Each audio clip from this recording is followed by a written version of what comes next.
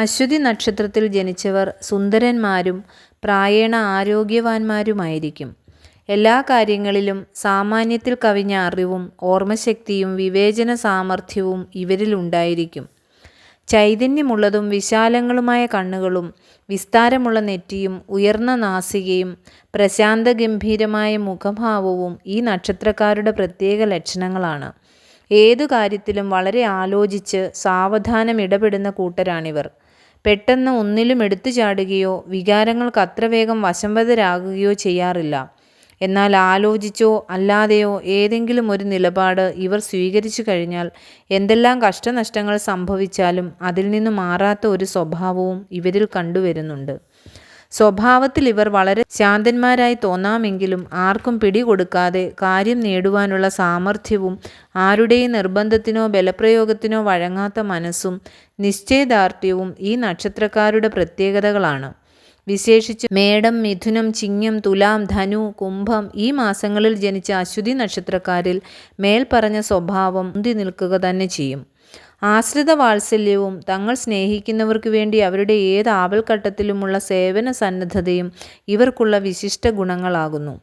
പ്രായേണ ഈ നാളുകാർ പ്രസാദാത്മകരും എത്ര സസംഭ്രമജനകമായ സാഹചര്യത്തിൽ പോലും അതിശയനീയമായ വിധത്തിൽ സമാധാനപ്പെടുത്തുവാനും അഭിപ്രായങ്ങളിൽ നിന്ന് പരിവർത്തനം ചെയ്യിക്കുവാനും ഇവർ വളരെ സമർത്ഥന്മാരായിരിക്കും. എന്നാൽ ഇവർക്ക് തക്കതായ കാരണം കൊണ്ട് സമാധാന ഭംഗമുണ്ടായെന്ന് വന്നാൽ ഇവരെ സമാധാനപ്പെടുത്തുവാനും ആശയങ്ങളിൽ നിന്ന് വ്യതിചലിപ്പിക്കുവാനും വളരെ പ്രയാസമായിരിക്കും.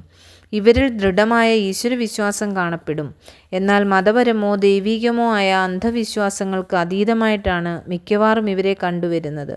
പ്രാചീനങ്ങളായ കാര്യങ്ങൾക്ക് ആധുനിക രൂപം കൊടുത്ത് സമർത്ഥിക്കുന്നതിൽ ഇവർ തൽപരന്മാരാണ്.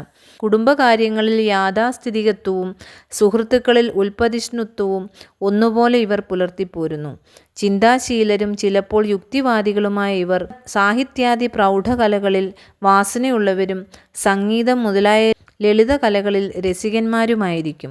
സ്വതവേ ബുദ്ധിജീവികളായ ഇവർ ആവശ്യമില്ലാത്ത കാര്യങ്ങളെക്കുറിച്ച് കൂടിയും ചിന്തിക്കുന്നവരായതുകൊണ്ട് പ്രായേണ മനോസുഖം ഇവർക്ക് കുറഞ്ഞേ ഇരിക്കുകയുള്ളൂ.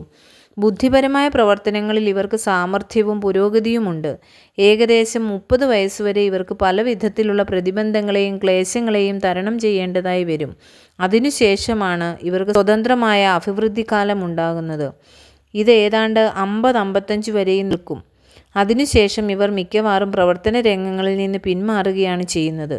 പിന്നീട് ഇവർ പലരുടെയും ഉപദേഷ്ടാക്കളായോ പൊതുകാര്യ പ്രവർത്തകന്മാരായോ കുടുംബ ഭരണക്കാരായോ തീരുന്നു. അശ്വതി നാളുകാർ കുടുംബാംഗങ്ങളുടെ വെറുപ്പിനോ വിദ്വേഷത്തിനോ പാത്രീഭവിക്കാറുണ്ടെന്നുള്ളത് ഒരു സാധാരണ സംഭവമാകുന്നു.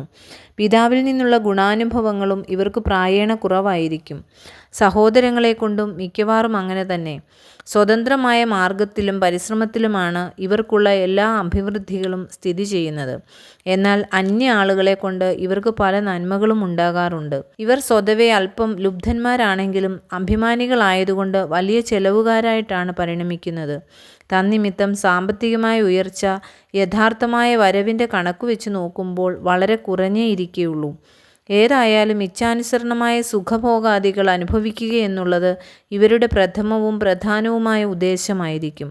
വീടും പരിസരങ്ങളും ഉപയോഗിക്കുന്ന സാധനങ്ങളുമെല്ലാം എപ്പോഴും വൃത്തിയായും കുലീനമായും സൂക്ഷിക്കണമെന്നുള്ളതിൽ ഇവർക്ക് വലിയ നിർബന്ധമുണ്ടായിരിക്കും. അശ്വതി നക്ഷത്രക്കാർ പൊതുവെ നല്ല ആരോഗ്യവാന്മാരായി തോന്നുമെങ്കിലും അർസസ്, വാതരക്തം, മൂത്രാശയ രോഗങ്ങൾ, ഹൃദ്രോഗം എന്നിവയിലേതെങ്കിലും ഇവരെ വിട്ടുമാറാതെ ഉപദ്രവിക്കാറുണ്ട്. എന്നാൽ ഇവർ ആരോഗ്യത്തെക്കുറിച്ച് അത്ര കാര്യമായി പരിഗണിക്കുന്നവരല്ല. ഔഷധങ്ങളെക്കാൾ ആത്മനിയന്ത്രണം കൊണ്ടും ദിനചര്യ കൊണ്ടും രോഗശമനം വരുത്താമെന്ന് വിശ്വസിക്കുന്നവരാണ് ഇവരിൽ അധികവും. അത് ഇവർ പ്രയോഗത്തിൽ വരുത്തി കാണിക്കാറുണ്ട്. ഇവർ അധികാമികളും ലഹരി പദാർത്ഥത്തിൽ അഭിവാഞ്ചയുള്ളവരുമായിരിക്കും. ക്രമാതീതമായി ഇത്തരം കാര്യങ്ങളിൽ നിയന്ത്രണം വിട്ട് ഏർപ്പെടുക നിമിത്തം ജീവിതം പാഴാക്കുന്ന ചുരുക്കം ചിലരും ഇവരിൽപ്പെടും. ഇവയെ നല്ലവണ്ണം നിയന്ത്രിക്കത്തക്ക ഗ്രഹസ്ഥിതികൾ ജാതകത്തിലില്ലെങ്കിൽ അധികവും ദുർവൃത്തന്മാരായി തീരാൻ എളുപ്പമുണ്ട്. എന്നാൽ ചേർന്ന അനുപേക്ഷണീയങ്ങളായിപ്പോലും ഇരിക്കുന്ന ഏതു ദുസ്വഭാവങ്ങളിൽ നിന്നും എന്നേക്കുമായി ഇവർ വിമുക്തരാവുകയും ചെയ്യും. ഇവരുടെ ദാമ്പത്യ ജീവിതം ഐശ്വര്യപൂർണമായിരിക്കുമെങ്കിലും അത്ര തന്നെ സംതൃപ്തികരമായിരിക്കാൻ ഇടയില്ല. അശ്വതി നക്ഷത്രത്തിൽ ജനിച്ച ആളുകളുടെ ഗൃഹനിലയിൽ ശുക്രനും രാഹുവും അനിഷ്ടം ഭാവങ്ങളിൽ നിന്നാൽ അവർക്ക് ഭാര്യാമരണം അകപ്പെടാം. ചൊവ്വയാണ് അപ്രകാരം നിൽക്കുന്നതെങ്കിൽ ഭാര്യയുടെ അനാരോഗ്യം കൊണ്ട് അത്തരക്കാർക്ക് ജീവിതം സംതൃപ്തികരമായിരിക്കുകയില്ല. ബുധനോ ശനിയോ അനിഷ്ടഭാവങ്ങളിൽ നിന്നാൽ അവർക്ക് വിവാഹത്തിന് തടസ്സം നേരിടും. മാത്രമല്ല ചിലപ്പോൾ കൃത്രിമ ബന്ധം പുലർത്തി എന്നും വരാവുന്നതാണ്. ഏതായാലും വ്യാഴത്തിൻ്റെ ആനുകൂല്യമുണ്ടായാൽ സന്താനഭാഗ്യം ഇവർക്ക് അസന്ദിഗ്ധമായി അനുഭവിക്കാൻ കഴിയും. അശ്വതി നക്ഷത്രത്തിൽ ജനിച്ച സ്ത്രീകൾക്ക് ഇതിൽ വിവരിച്ച ഫലങ്ങൾ മിക്കവാറും യോജിക്കുമെങ്കിലും ചില പ്രത്യേകതകളുള്ളതുകൂടി ഓർമ്മിക്കേണ്ടതുണ്ട്. ഇവർ അതിരറ്റ ഈശ്വരവിശ്വാസികളും മതബോധമുള്ളവരുമായിരിക്കും. ഹൃദയം ലളിതവും എന്നാൽ സഹിക്കാൻ കഴിവില്ലാത്തതുമായിരിക്കും. നിഷ്കളങ്കമായ ഭർതൃഭക്തി ഇവരിൽ ഉണ്ടായിരിക്കും. കുടുംബഭരണത്തിലും ഔദ്യോഗിക രംഗത്തിലായാലും ഇവർ അസാമാന്യ കഴിവുള്ളവരായി കാണപ്പെടും. സ്നേഹത്തിനും ഔദാര്യത്തിനുമല്ലാതെ ദാനമോ ദണ്ഡമോ കൊണ്ടൊന്നും ഇവരെ സ്വാധീനമാക്കാൻ കഴിയുന്നതല്ല. ദുശാഠ്യവും വാചാലതയും അല്പം കൂടിയിരിക്കുമെന്ന് മാത്രം. എന്നാലും ഇവർ ഐശ്വര്യവതികളും സ്വജനവാത്സല്യമുള്ളവരുമായിരിക്കും. ചിലപ്പോൾ പുരുഷന്മാരേക്കാൾ തൻ്റെയിടത്തോടും ബുദ്ധിപൂർവമായും പെരുമാറുവാനും ഇവർക്ക് കഴിയുന്നു. അശ്വതിയുടെ ആദ്യത്തെ 15 നാഴിക ഗണ്ടാന്ത ദോഷമുള്ളതാണെന്ന് ആദ്യമേ പറഞ്ഞുവല്ലോ. ഇതിൽ തന്നെ പ്രാരംഭം 3.25 നാഴികയ്ക്കാണ് ദോഷാധിക്യമുള്ളത്. ഈ സമയത്തു ജനിക്കുന്നവർ പ്രായേണ ആരോഗ്യം കുറഞ്ഞവരും മുൻകോപികളും വഞ്ചകന്മാരുമായിരിക്കും. കളവു പറയാനും പ്രവർത്തിക്കാനും ഇവർക്ക് പ്രത്യേക വാസന ഉണ്ടായിരിക്കും. ആത്മാർത്ഥത എന്ന മാനുഷിക മൂല്യം ഇവരിൽ ലേശം പോലും ഉണ്ടായെന്നും വരുന്നതല്ല.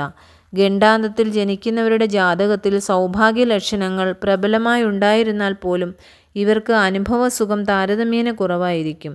ഗണ്ടാന്ത ദോഷമുള്ളവർ മാതാപിതാക്കളെയും കുടുംബത്തെയും വേർപിരിഞ്ഞു കഴിയുന്നതായിട്ടാണ് അധികവും കാണുന്നത്. വിതയ്ക്കാനും വാഴ നടാനും ദേവപൂജയ്ക്കും വിദ്യാരംഭത്തിനും അശ്വതി നക്ഷത്രം നല്ലതാണ്. അശ്വതിയുടെ ദശാനാഥൻ കേതുവാണ്. ജനനം കേതുർദശയിലായിരിക്കുമെന്ന് സാരം. ഏതാണ്ട് 3-4 വയസ്സുവരെ കേതുദശയായിരിക്കുമെന്ന് അനുമാനിക്കാം. ഇത് സ്ഥൂലമായ കണക്കാണ്. അടുത്തത് ശുക്രദശ 20 വർഷം, തുടർന്ന് ആദിത്യദശ 6 വർഷം, പിന്നെ ചന്ദ്രൻ 10 വർഷം, അടുത്തത് ചൊവ്വാദശ 7 വർഷം, തുടർന്ന് രാഹുർദശ 18 വർഷം, പിന്നീടുള്ള വ്യാഴദശ 16 വർഷം, അതിനുശേഷം ശനിദശ 19 വർഷം, തുടർന്നുള്ള ബുധദശ 17 വർഷവുമാകുന്നു. ഇങ്ങനെ 9 ഗ്രഹങ്ങൾക്കുമായി 120 വർഷം മനുഷ്യന് പരമായുസ് നക്ഷത്രദശാക്രമത്തിൽ സ്ഥിരപ്പെടുത്തിയിരിക്കുന്നു. പ്രതികൂല നക്ഷത്രങ്ങൾ: കാർത്തിക, മകയിരം, പുണർദം, വിശാഖം, 4-ാം പാദം, അനിഴം, തൃക്കേട്ട. അശ്വതി നാളിൽ ജനിച്ചവർക്ക് കേതു ദശാന്ത്യത്തിലും 5-ാമത്തെ വയസ്സിൽ ശ്വാസവികാരത്താലും 8-ാമത്തെ വയസ്സിൽ വയറ്റിൽ നീരാലും 21-ാമത്തെ വയസ്സിൽ വിഷത്താലും 30-ാമത്തെ വയസ്സിൽ നാൽക്കാലികളായും 37-ാം വയസ്സിൽ സ്ത്രീകളാലും 42-ൽ രാജകോപത്താലും അല്ലെങ്കിൽ സർക്കാർ ശിക്ഷകളാലും 70-ൽ ശത്രുക്കളാലും 83-ൽ വയറ്റുവേദനയാലും 86-ൽ അർസസ് രോഗത്താലും അരിഷ്ടതകൾ ഉണ്ടാകും. 95-ാമത്തെ വയസ്സിൽ മേടമാസവും പൂർവപക്ഷവും ത്രയോദശയും ചൊവ്വാഴ്ചയും കൂടിയായ ദിവസം രോഹിണി നക്ഷത്രം ഉദിച്ച് 7 നാഴികയ്ക്ക് നാൽക്കാലി മൃഗത്താൽ ആപത്ത് സംഭവിക്കാം. സൂര്യൻ, ചൊവ്വ, വ്യാഴം എന്നീ ദശാകാലങ്ങൾ ഇവർക്ക് പൊതുവെ അശുഭമായേക്കാം. അതിനാൽ ഇക്കാലത്ത് ഇവർ വിധിപ്രകാരം ദോഷപരിഹാര കർമ്മങ്ങൾ അനുഷ്ഠിക്കേണ്ടതാണ്. അശ്വതി, മകം, മൂലം നക്ഷത്രങ്ങൾ ക്ഷേത്രദർശനം തുടങ്ങിയവയ്ക്ക് ഉത്തമം. ഈ നക്ഷത്രക്കാർ ഗണപതിയെ ഭജിക്കുന്നത് ഉത്തമമാണ്. ജന്മനക്ഷത്രം തോറും ഗണപതി ഹോമം നടത്തുന്നത് ഐശ്വര്യപ്രദമായിരിക്കും. വിനായക ചതുർത്ഥി നാളിൽ വ്രതം അനുഷ്ഠിക്കുന്നതും ഉത്തമം. കേതു പ്രീതികരമായ മന്ത്രങ്ങളും സ്തോത്രങ്ങളും ഇവർ ജപിക്കുന്നത് നന്നായിരിക്കും. ഇവർ ചുവന്ന വസ്ത്രങ്ങൾ ധരിക്കുന്നത് നന്നായിരിക്കും.